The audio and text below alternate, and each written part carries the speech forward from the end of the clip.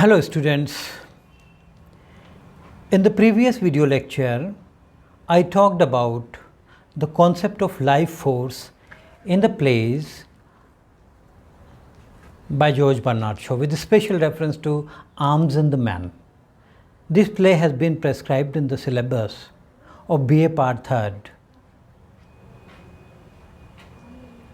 in Rajrishi Bharthari Matsya University, Alwar. And in the same video lecture, I told you that Bernard Shaw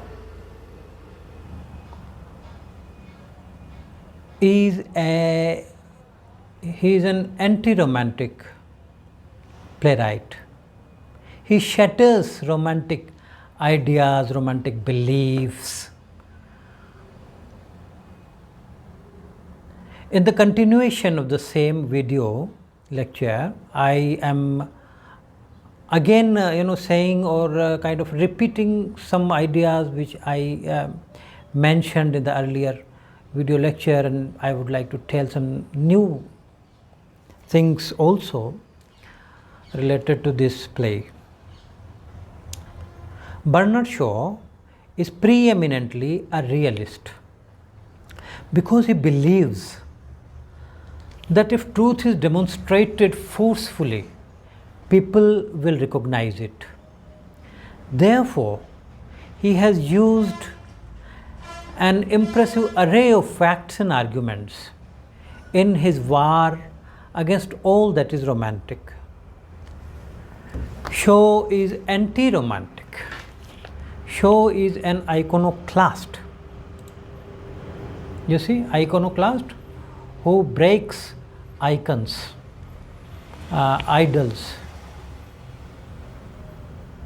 He shatters all hypocrisy, all illusion by the battering rod of truth. Arms and the Man. In this play, the romantic views of love and war, romantic poses and lies of girls like Raina, and the social snobbery of men of wealth and position like Petkoff's are all exposed and ridiculed one by one. As the title of this play suggests, the main target of Shaw here is the romantic illusion about war. According to Bernard Shaw, the title is taken from Dryden's translation of the opening lines of Roman poet Virgil's Aeneid. Aeneid is a long poem. You can say it is an epic written by Aeneid.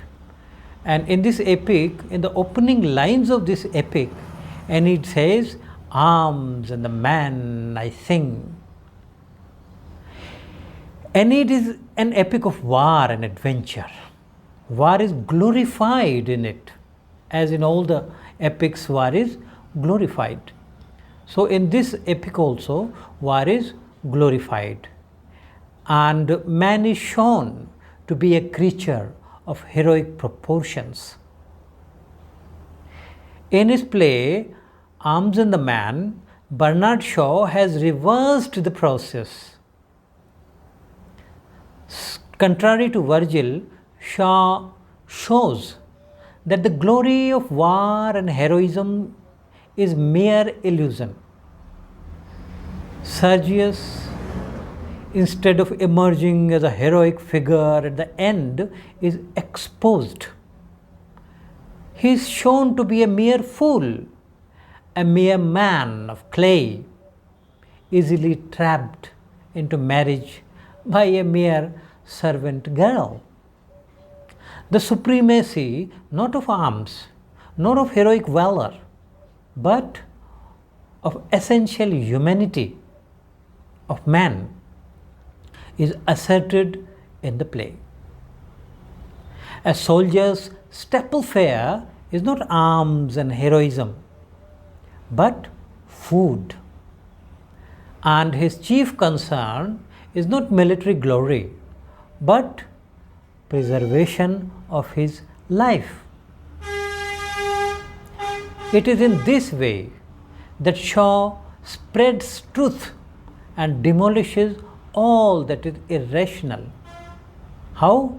By focusing the floodlights of logic, the floodlights of reason on the follies, on the romantic notions of war.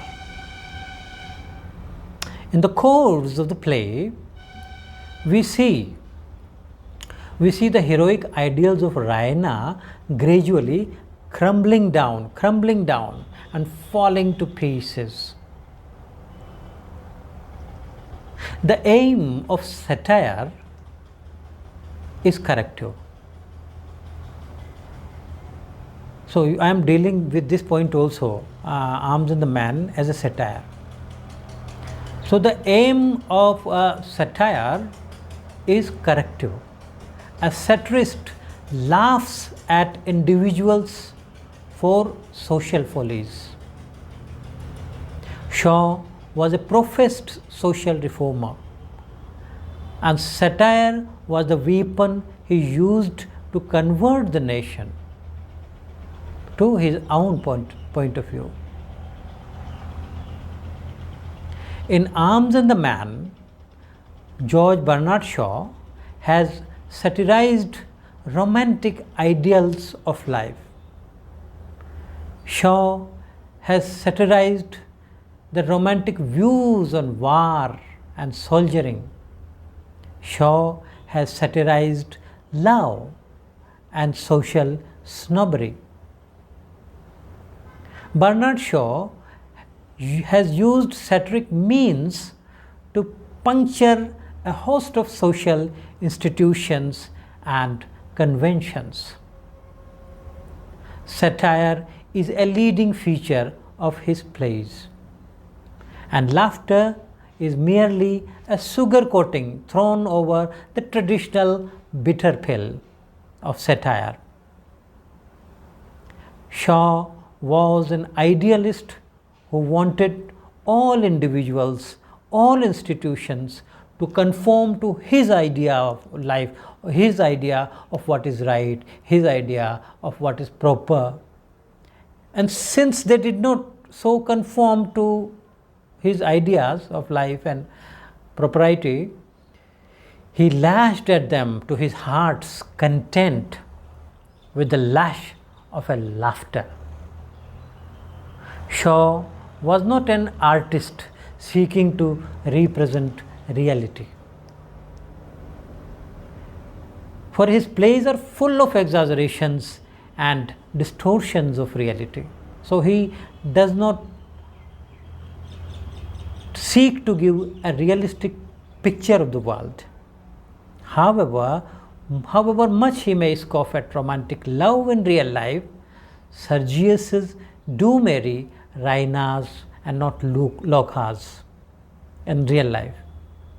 In one play after another, Bernard Shaw pulls down old idols by exaggerating their faults and thus holding them up to ridicule. So I have clarified this point, which I simply mentioned in the earlier video lecture. In this video lecture, you have come to know why Bernard Shaw is called an anti-romantic writer. Why does he shatters romantic ideals of love? Why does he shatters romantic ideals of war? I have dealt with these questions in detail in this video lecture, and you have now an idea about his anti-romanticism. Though he is not a realist, he distorts realities also, but in order to make his plays artistic, he does so. He distorts the realities. I hope this point has come home to you properly, and we will